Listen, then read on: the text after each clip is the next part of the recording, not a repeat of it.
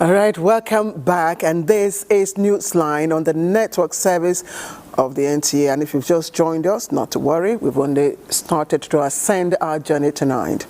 And we'll start off with a very salient question, and a very sombering one at that. Why is it that the boy child, often desired in many Nigerian homes, but are rarely celebrated with the same emotional care and support that we give to other gender? Now, in many African communities, the male child is raised with expectation to be strong, fearless, responsible from an early age. While families proudly seek a male heir, many boys grow up deprived of affection, emotional safety, and even the freedom to express vulnerability. But as the world marks the International Day of the Boy Child on May 16, stakeholders are now calling for a renewed focus on nurturing boys with love, guidance, and mental health support, but also celebrating their positive contributions to families, communities, and national development. In many African cultures, the birth of a male child is often regarded as a symbol of continuity and inheritance, as boys are traditionally believed to carry on the family name and inherit their father's legacy.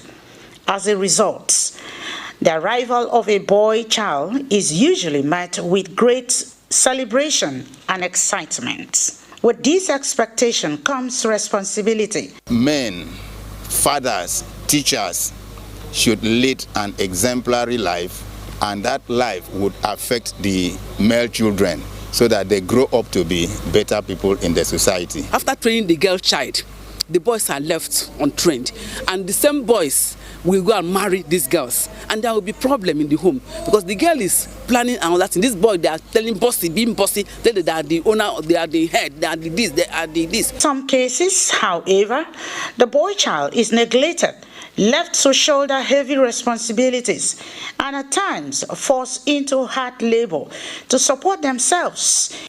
Majority of the hoodlums we find out again in the society today, they are the male children who are going headways in the sun, try to create problems for themselves.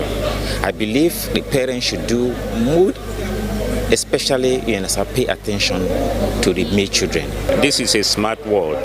A lot of our young men are being distracted by this, not dedicated to their skills.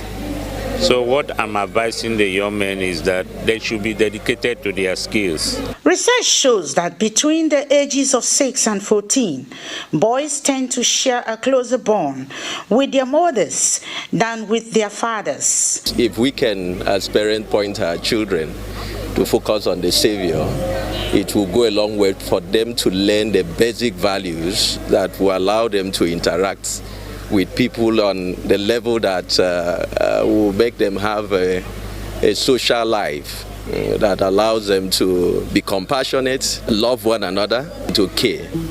Open up themselves. When they feel pain, they should show up that they are feeling pain. Experts say this stage of development requires greater emotional support. Nurture a child, a boy child, to become resilient, to become empathetic, to become kind, to know that gender roles are not just for the girls, they're for both the males and the females. As parents, we should be able to know who are our children's friends. We should be able to see what they do with their phones by monitoring their phones. We should also be able to know their activities when they leave the house. The idea of manning up when the child is afflicted or oppressed is not the best, because psychologically it tells on the child. Many of them we have a lot of dropout from school. Some of them are not even, they are deviating, from the norms, the things that is expected of a boy's child. Don't cry, be a man. And they conceal, they don't share their their issues. The parents, the government, the society, the leaders, they should keep a closer eyes to our male children. Stakeholders are therefore calling for increased advocacy and deliberate efforts toward the development of the boy child. All right, let's move to Gombe State, where a certain group of boy child are receiving both federal and state government attention.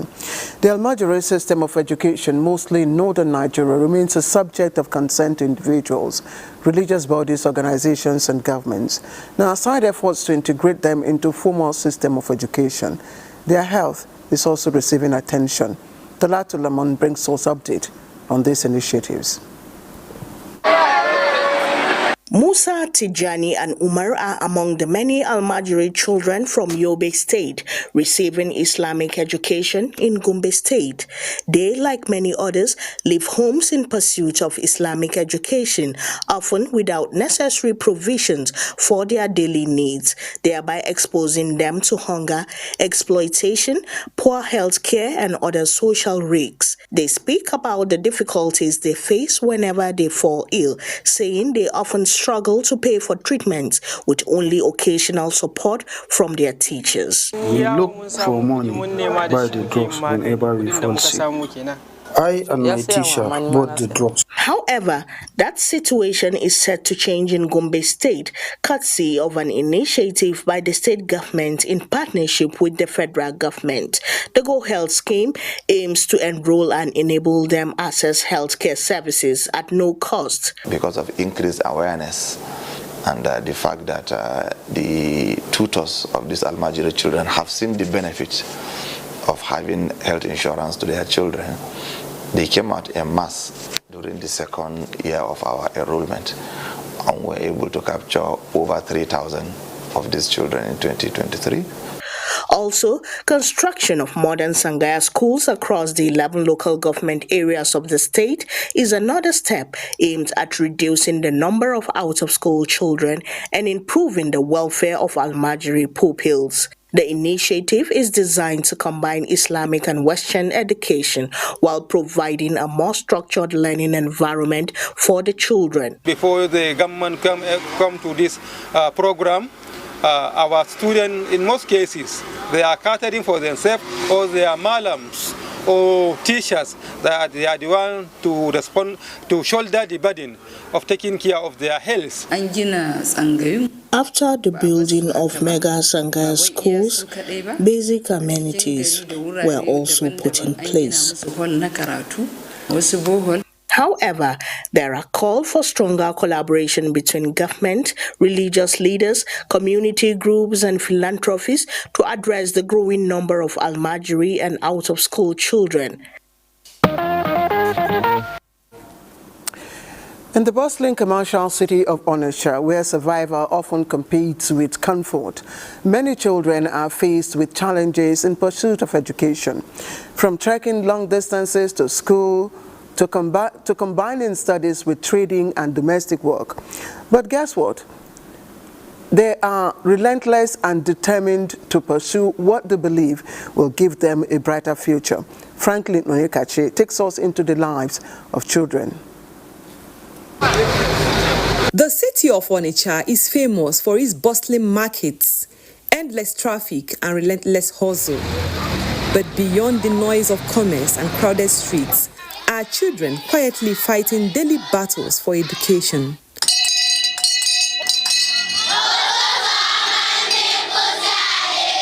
For these children, each school day begins long before sunrise.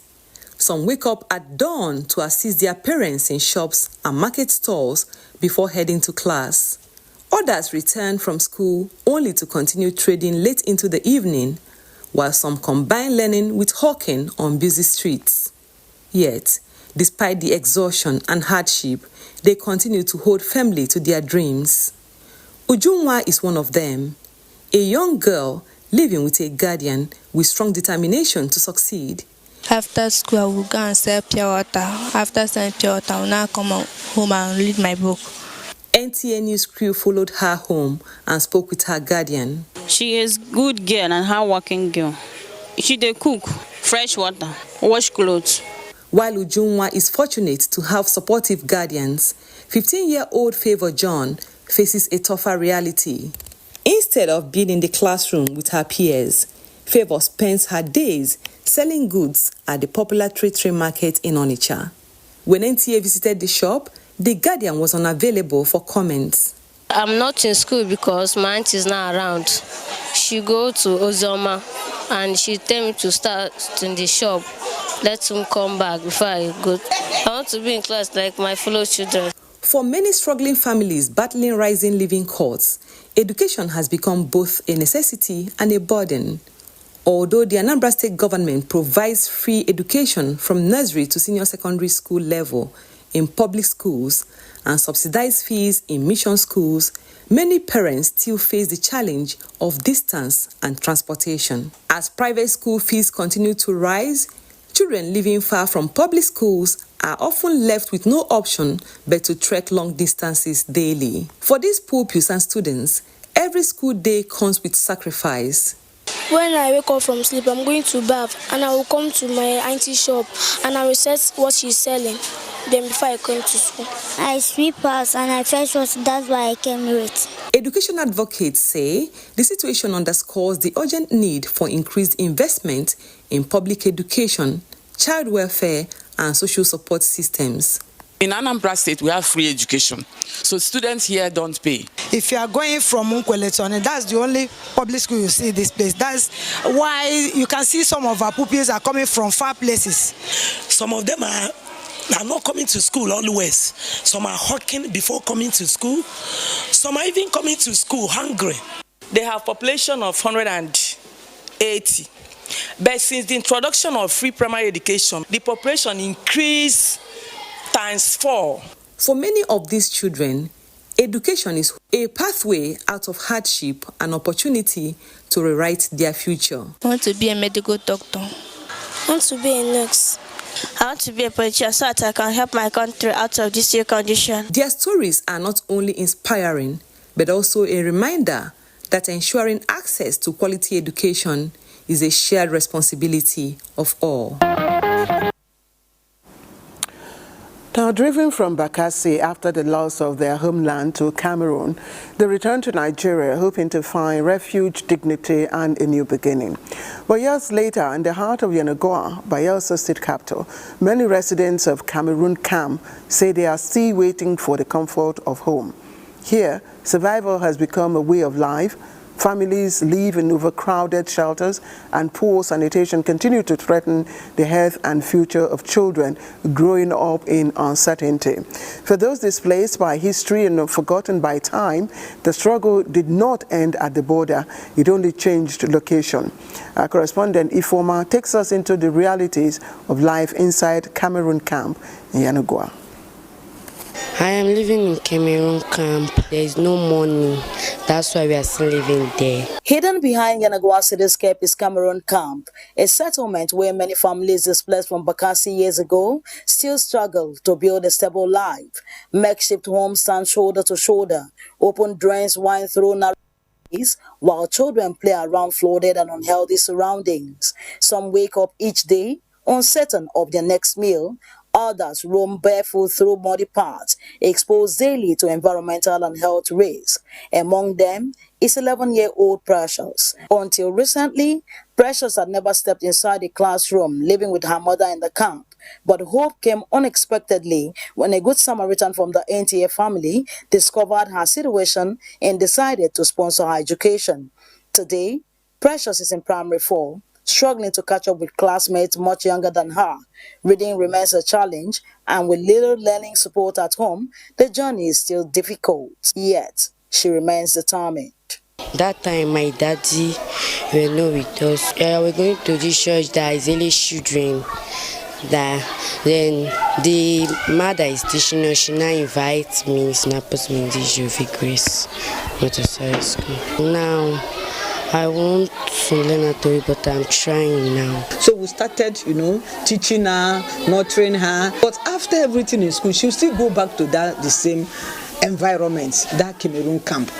Next thing you see the girl in the evening, she'll start hawking. Her story reflects the silent reality of many children living in vulnerable communities. Bright dreams held back by difficult circumstances. From years of experience, you see children that are good, they have that inbuilt ability to do things. But because their family, the parent, they cannot provide the basic needs. They don't follow up homework, nothing. You see that child struggling. When they give you balanced food and give the other child unbalanced food, which one will look better? Is the one that is balanced. It affects them in the academics. Community leaders say overcrowding, unemployment, poor sanitation and inadequate social support continue to worsen the hardship faced by families in the camp. You have seen us here. We are, I can say, I'm very brief. We are financially handicapped. There is no assistance given to us. We face a lot of that inequality because our children are not going to school. We cannot feed them 3 square meals per day. Many believe that protecting children must begin with strengthening the families raising those children, because when the families are supported, children like Precious can thrive. And when children thrive, the society stands a better chance at a brighter future. Thank you very much for that report. You're watching Newsline. Let's step aside briefly for some commercials. And as we see in our local parlance, we are coming back now. Right, welcome back. Thank you for staying with us. Now, it's always a reassuring signal when government extends hand of partnership to industries strategically positioned to boost locally made products, advancing the nation's economic aspirations thereof. Now, this played out recently at two paper milling companies, Specialty Group and Nixon Paper Mill, hosted the Minister of State for Industry, Trade and Investment, John Eno, during a visit to their plants with the aim of promoting local content. Let's now join Larry Eliye for details. The current administration is neither mincing words nor paying lip service to its intent of achieving a $1 trillion economy, which made the federal government initiate the Nigeria industrial policy. To key into this vision, two local paper milling companies in Ijebu-Ode, Ogun State, welcomed the Minister of State to their company. The Minister, John Eno, after his tour of the paper mill, said his presence at the company signals federal government's commitment to make its industrial policy operational. We need to step by step, sector by sector, see how much we can enable, operators within the country who are producing in country to stay competitive. And I've mentioned the fact that the kind of fiscal policy that targets the printing, sector, the paper and printing sector is important. Heads of the paper milling companies assured Nigerians of their capacity to produce adequate papers for text, notebooks, and packaging needs of the country, but will need the federal government to reduce the undue advantage of imported ones. From 2024, we already changed the situation. All Nigerian school children, their textbook, their exercise book, they can use made in Nigeria. That is writing paper, printing paper, or we call publishing paper. What we need from the minister and the ministry, that their support for domestic manufacturing units so that we can produce effectively, efficiently, and sell our products to Nigerian market at a competitive price. For the minister, the tour has given him a first-hand experience to where exactly to push government support. And for the paper mill companies, it is a development that enables them to form closer alliance, present their challenges, and assure the government of their commitment towards improving the country's socio-economy. So do you still see furniture just as items used in filling space? Well, Lifetime Furniture says it's more than that, as it has become part of comfort, lifestyle, and identity in home and workplace. Now, to bring its products closer to customers and expand its presence in the Federal Capital Territory, the company opened a new branch in Wuse, Abuja. Juliana Nicholas' report is presented from our studio. Another showroom, another expansion. The opening of Lifetime Furniture new outlet in Wuse is not just to add new address, but extending its reach in a growing market. Lifemate Furniture says it is ready to serve furniture that combines comfort, function and modern designs. Today, as we can see, we opened a new showroom in Wuse too. Yeah, we have a lot of new furnitures and new designs. Here we have durable, affordable furnitures and some of like sanitary ware and kitchen furniture. Inside the showroom are living room sets, office furniture, dining pieces and interior accessories targeted at customers who are becoming more quality conscious and style aware. So, the new outlet complements its existing branches while making access easier for customers within the city. Beyond display and sales, the expansion also reflects the competition within Nigeria's furniture industry, where businesses are constantly adapting to changing consumer preferences and spending habits. We do most of the sources and production in Nigeria here, so we have a lot of Nigerian staffs that work in the company. The factory, down to the sales, down to the logistics, and down to the delivery, they are all Nigerian staffs. LifeMate have quality furnitures, and two, it's very rare to go to furniture house and if you want to buy in bulk, we can do that in less than 1 month. Our factory is the biggest in Nigeria when it comes to furniture factory. We have over 5,000 staffs. Everything we do, we need to be positive, all right? We need to be positive.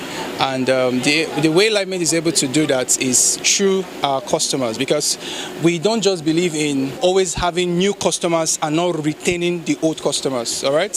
So some of our old customers are still very much with us, even from the very first time we started. And why is that? Because of how durable our furniture is. With this new showroom, obviously, we'll be having new employees. LifeMate says the new showroom is expected to improve customer experience and create more business opportunities within the Federal Capital Territory in a market where buyers are paying closer attention to durability, affordability and designs. I love the furnitures. In fact, they are wonderful. And that's why I love the caption that says, LifeMate, your mate forever. They're actually the best, so you can shop with them. I came across them about 6 years ago. I mean, very good thing to learn from the company for any business owner.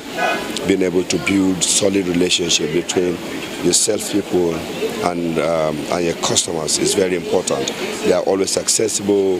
When you call for maintenance, they send in maintenance engineers, and I mean, they act professionally. Though customers' attraction to the showroom may begin with furniture, LifeMate says the bigger picture focuses on growth, visibility and staying relevant in a changing market. The dream of every man and woman is to build a home with a partner whose presence radiates calmness, love, beauty and understanding. It was therefore no surprise that having discovered these amiable qualities in each other, Oluwafemi Fakeye and Moyosori Adewoye took the bold and beautiful step of sealing their love journey by walking down the aisle. Mutiat Olushola brings all sights and sounds of the union.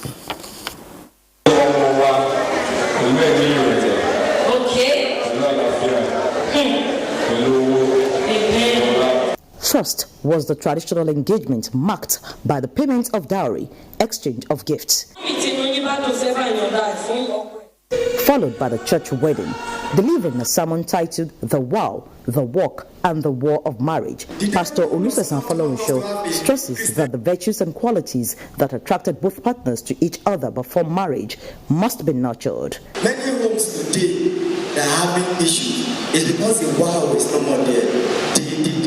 The attraction, the feeling for one another, the romance. So please make sure that we don't allow the wow to deteriorate. For the visibly excited couple, the path to blissful matrimony was indeed a dream fulfilled, as they expressed gratitude to God while sharing touching reflections on their love story and memorable day. Her beauty, her poise, and her calmness, and the fact that she's a very nurturing woman. As I got to know him, I got more attracted to him. He's actually a cool guy, yes. I think that was one major thing I noticed about him. Elated parents, family members and friends showered prayers and words of wisdom on the newlyweds, offering valuable counsel and practical tips for a peaceful and fulfilling marriage. They should be their own friends. They should love each other. They should understand each other. They should advise each other. They should allow the Holy Spirit to take care of them. They should love themselves. They should not allow any third party in their midst. They should settle their differences themselves without allowing it to linger in any way. We want them to establish their home solidly on solid ground of Jesus Christ. They should be forgiving one another because no one is perfect. The more they forgive, the more they will enjoy their marriage. I'm advising them to love themselves and love God too. For the couple to make God the rock, the pillar and foundation of marriage, of their own marriage, because without God's hands in it, nothing happens. They should be patient. There should be understanding between the two of them. They should just be one. They should not allow any external factor to come into their dealings. I'm really happy that this day has come to pass, and I wish the couple all the very best. We waited for this day and we are glad today is here. I wish her a blissful union. Then comes the reception, where both parents joyfully danced into the hall, followed by the bridal train and groomsmen. The couple gracefully entered the venue with energetic and enchanting dance steps.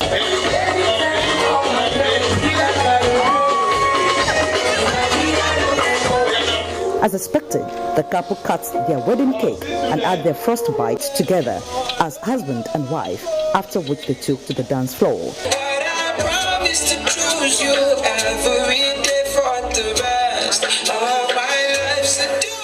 Of course, the parents also had their special moments on the dance floor.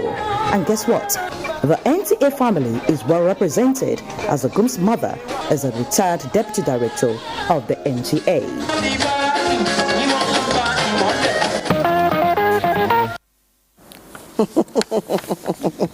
Indeed. Congratulations, Auntie Kemi. As I call you, I call her the gentle giant. All right. So, who do we really call a stranger? Is it the one outside our gates or the one already inside our homes? So many families place their trust, keys, children's secrets and safety, you name it, all in the hands of domestic workers they barely know. But behind familiar faces and loyal routines, however, sometimes lie hidden dangers capable of turning comfort into tragedy, and especially as economic pressures deepen and desperation fuels crime. Security experts are warning that the greatest threats are no longer always from afar, but from trusted insiders who understand the patterns, the weaknesses, and most of all, your private lives of those who employ them.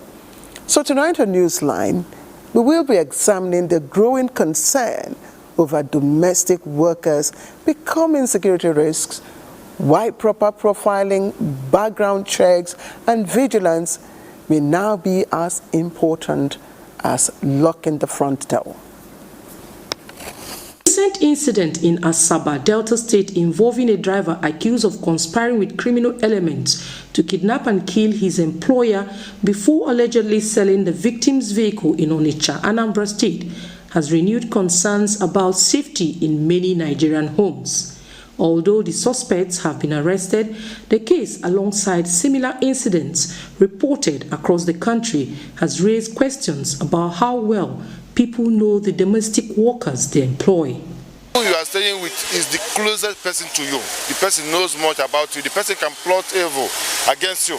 Personally, I will not call somebody that I don't know to come into my house. Your life is even in the hands of the driver, the people that takes care of the children in the house. It's not the best to get from people you don't know. Before you're supposed to employ somebody, you're supposed to investigate that person. Know his qualification, know his mentality, check his health issues, all these things, and who he is. The growing number of cases involving domestic workers linked to criminal activities has increased public concern and prompted calls. The economic situation in the country and the level of decadence in the country. There seems not to be standards any longer. People don't care about what is wrong. People just seem to do anything to make money and to get money. I help my wife to do home chores. And it's very, very interesting. I love it. I like doing it. So whoever wants to bring a domestic staff to his house should know the person very well. Security experts and law enforcement agencies say some incidents involving domestic staff leaking confidential information to criminal gangs or directly participating in robberies and kidnapping could have been prevented through proper background checks. You want to employ, you have to look at what is the reason why the domestic want to work for you. What is your own reason or your basic need on your own too? Even not just asking questions, ask, like I said, the family background of this person. Then who you can even go for that and try at that young age. Do you have friends? They will tell you, who are your friends? A psychologist says, we have individual differences. So it's not the way you reason and understand things. Likewise, every human being on earth doesn't reason the same way. So by the time you understand the kind of personality you employed as a household, it will give you a better way of understanding how to follow and treat such person. Though many are honest and hardworking, employers are advised not to share sensitive personal information, particularly details relating to finances, travel plans, and business activities. Get somebody that you shorty, that knows the person very well before you let the person come inside your family. Everything concerning employment of domestic staff in whatever level, in any form, in any art it is being done, the government should assist in coordinating such things so that most of these menaces should be curtailed. As security challenges continue to evolve, experts stress that protecting the home now requires more than physical security measures. They insist that trust should always be backed by proper verification and continuous monitoring. And use of technology, if I may add. Thank you. You're watching Newsline. Time now again to give our dedicated and loyal brands their flowers. Thank you for being staying with us for tonight. Now, let's take you to Ebonyi State, and that's where our next story is coming from. And it's all about a 3-year-old child whose delayed growth and inability to walk or speak exposed him to abuse after he was allegedly branded a witch by a self-acclaimed prophet during a deliverance session. Fortunate Ozo tells us more. Of little Chidubem Onyebuchi brought joy to the family of Mr. and Mrs. Etieli of Isohumini Abuja village in Iji local government area of Ebonyi State 3 years ago. But as months passed, concerns grew over his inability to walk, stand or speak like other children of his age. His condition left the family worried and searching for help from different places, including prayer houses. When I was pregnant, I didn't have any difficulty. I also had normal delivery. It was 5 days after his birth, when I finished taking my bath and entered the room, that I started noticing some changes in him. He would turn his neck on both sides. He rejected taking breast milk and couldn't cry when I pinched him. It was then that I rushed him to the place where I gave birth to him, and they told me that he had jaundice. He told me to administer the drugs to him and bring the baby outside every day for 7 days and place him under the morning sun too. So I thought everything was okay. The search for healing, however, took a disturbing turn when an acclaimed prophet allegedly branded the child a witch and subjected him to dehumanizing treatment during a deliverance session. A video of the incident later surfaced online, drawing outrage from members of the public. Moved by the viral footage, a human rights activist alerted the police, calling for urgent intervention to protect the child. I had to move with my team to inform the police. They have to do all necessary arrangements to enable us to get access to the man in the hinterlands. But that is a very interior village in the sea. So successfully, we were able to get the pastor arrested with the police. Commissioner of Police Oyo State Command, CP Hope for PSCM and MNIPS, directed operatives of the command to ensure, because the command has zero tolerance for, inhumane actions and abusing people's rights and dignity.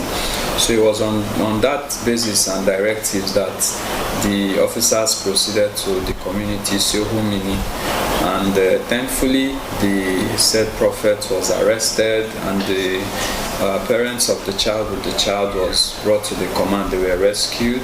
To ascertain the child's condition after the rescue, our correspondent visited St. Ignatius Specialist Hospital, Abakaliki, where Chidubem is receiving medical care and nutritional support.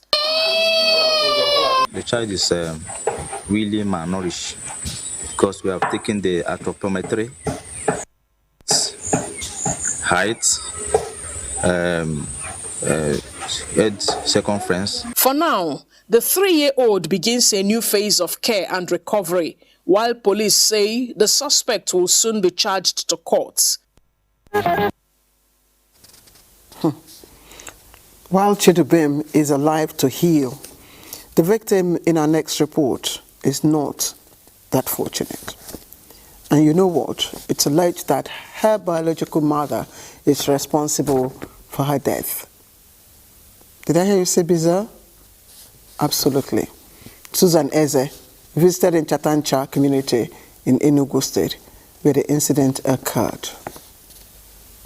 Amanda's story has gone viral, but the little girl at the center of it all is no longer alive to tell her own side or to experience the healing that sometimes comes when a victim is finally heard. Amanda now lies cold and lifeless in the morgue. The 9-year-old allegedly succumbed to the brutal effects of persistent abuse and relentless maltreatment allegedly inflicted by her own mother. She always slapped the girl, drawing here, even hit her on the head. So when they removed that thing, and he left the girl outside and left. So when they come back, Evita was the girl, and the girl was very weak.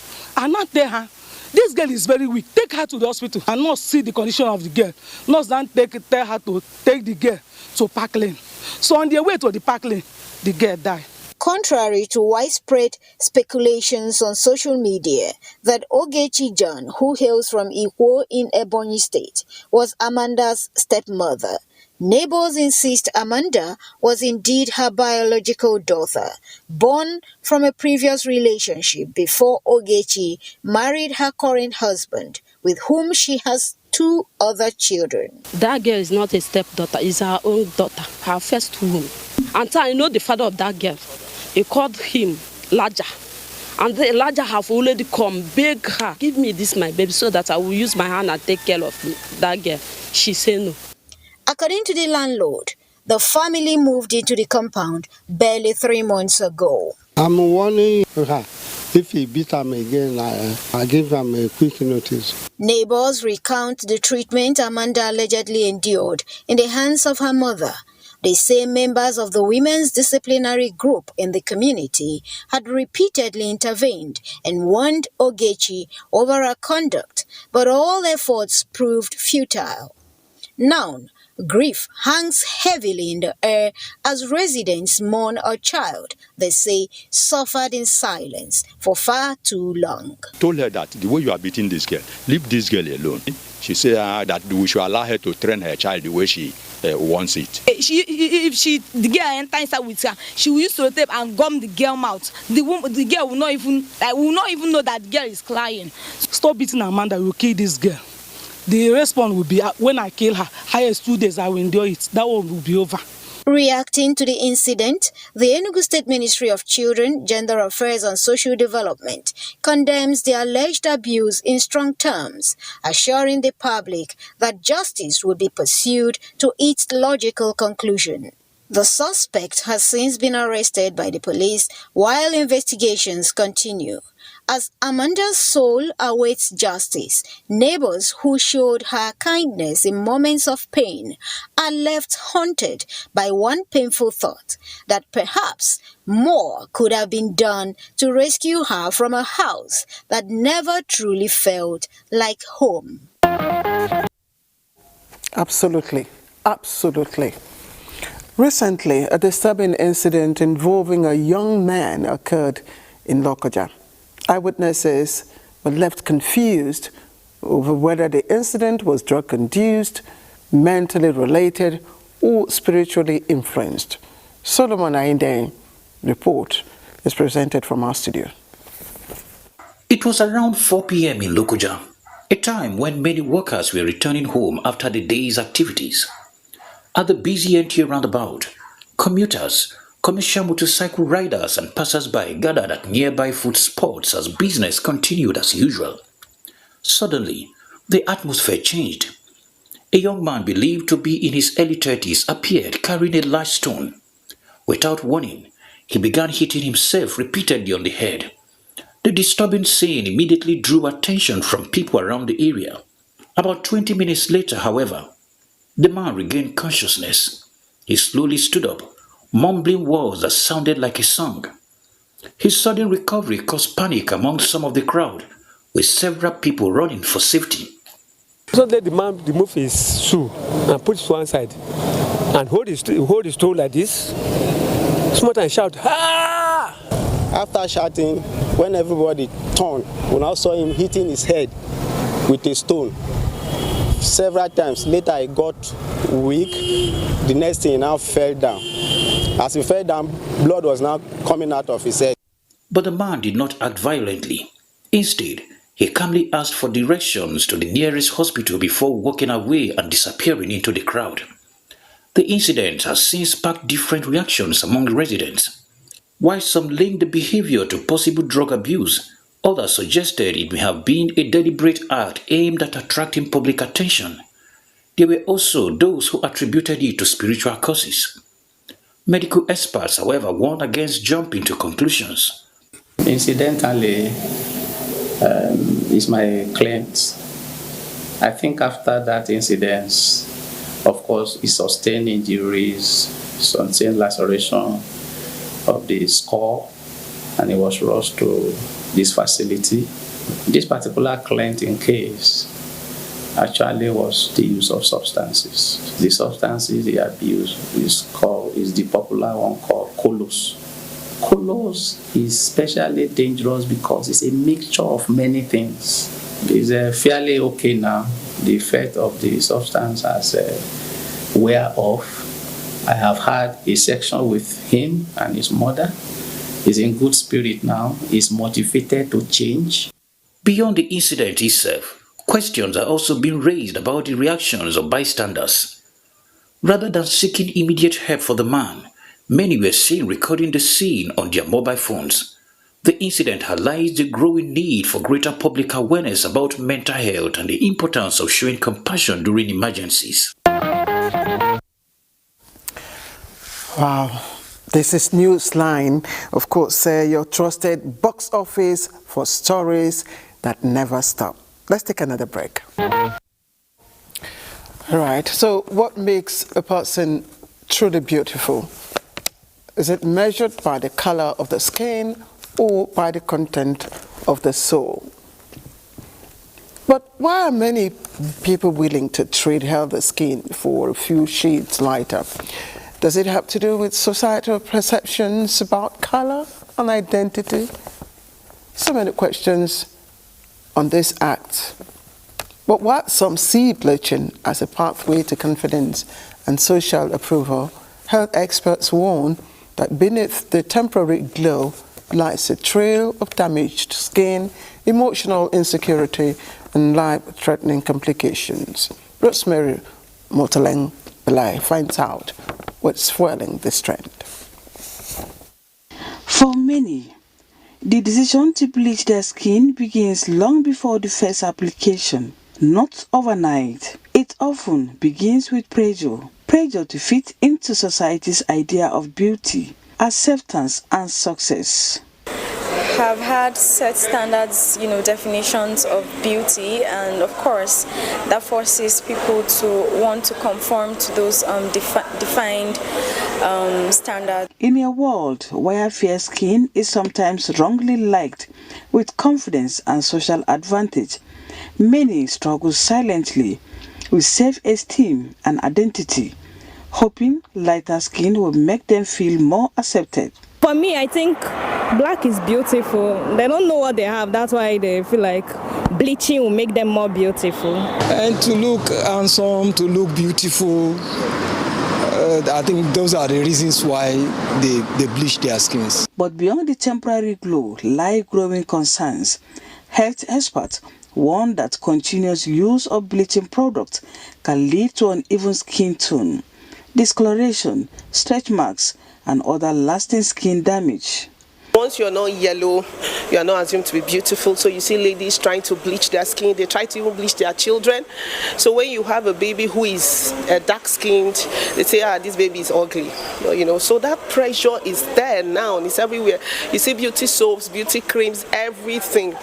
But I think it's a wrong pressure because it's something that medically it's not good for the skin. But beyond that, I think it boils down to self-esteem. What many see as a beauty routine may gradually become a health risk with effects that are difficult to reverse. People sometimes think that the white skin is better. It is not true. I've seen a lot of people who have tried to change. I know a woman in Ondo State. As a younger person, she bleached. Now she's in her 50s. You have green marks, lines all over the body. She cannot move out in the sun without covering and wrapping herself. So there are consequences when you do not appreciate what God has given you. Now, as more people continue the pursuit of lighter skin, the conversation is changing.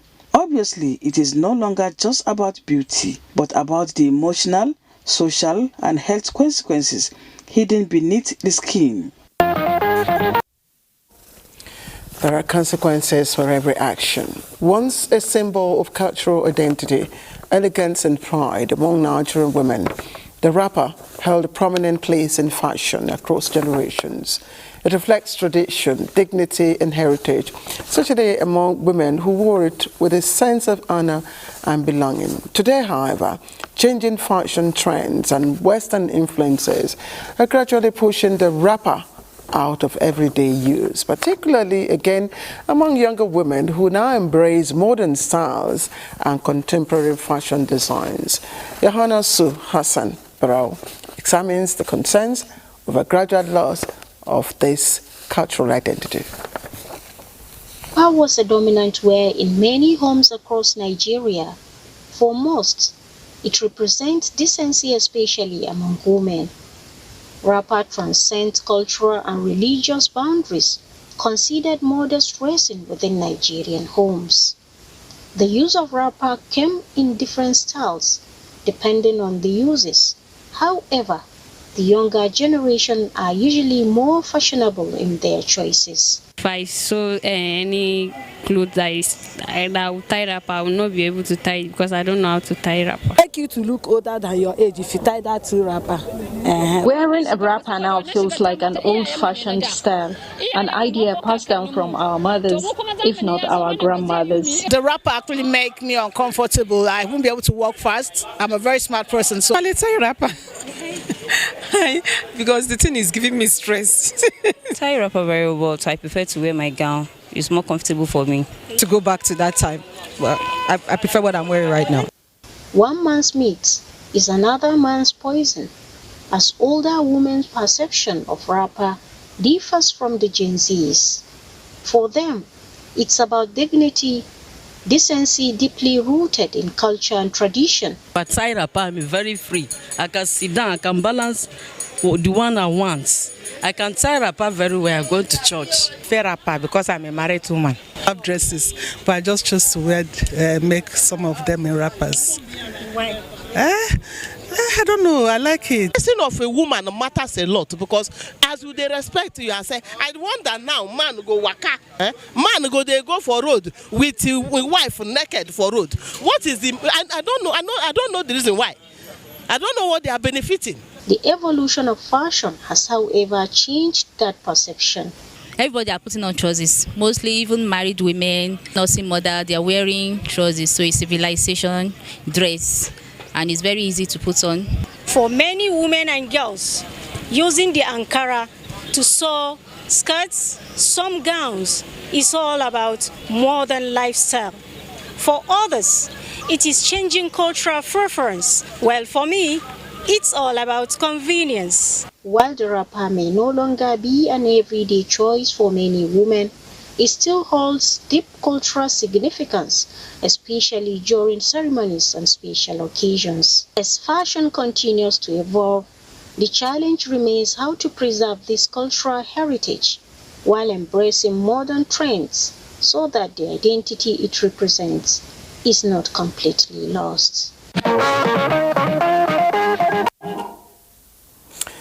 And news reaching out says the Sultan of Sokoto and the President General of the Nigerian Supreme Council for Islamic Affairs, Mohammed Saad Abubakar, has declared Monday, 18th May 2026 as the first day of the Zulhijjah 1447 AH. This is contained in a press statement signed by Wazirin Sokoto and the Chairman of the Advisory Committee on Religious Affairs, Sultanate Council, Sokoto, Professor Sambo Wali Junaidu.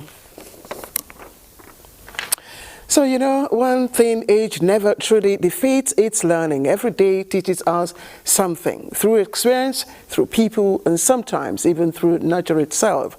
So as we prepare for our final landing tonight, here is my 2-cup of peace for the week. When storms gather, most birds seek shelter, but the eagle rises above the storm and uses the winds to soar even higher. Bottom line, learn to navigate life. And if you're wondering whether I'm an eagle or just another bird, I'll leave that to editorial judgment tomorrow. Good night, everyone.